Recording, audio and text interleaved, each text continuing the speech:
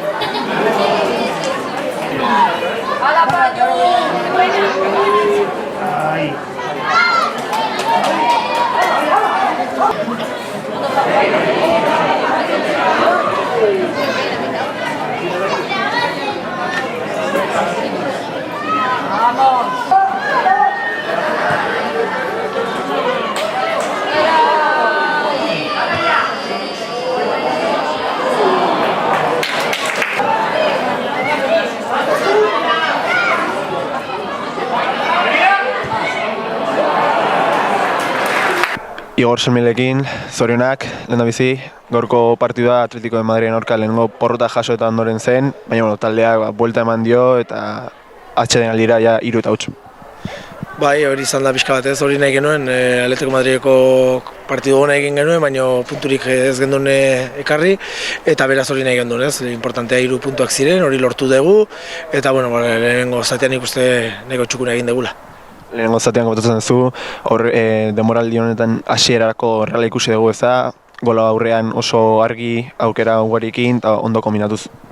Bai, lehenengo zatea oso ondo egonda, intentsidadez, jokaldi asko egin ditugu, aukera honak izan ditugu, eta nik uste dut pixka bat bilatzen duguna lehenengo zatean lortu dugula. Hurrengo asteburuan, bidai luzea, Tenerifera, lehen mailara igo den talde berri baten aurka jokatzea. Bai, eta bueno, berriro ere 3 puntuak lortu nahian eta bea aldan jardunaldi gehien egiten ditugun, goiko talde horrekin. Nik uste dut ondo konpetitzen nahi gala, beren aurka bai, Atletico Madriden kontra, eta kapazgean aldan jardunaldi guztienak hor goien mantentzen. Guzki Peñarekin, lehendabizi zorionak.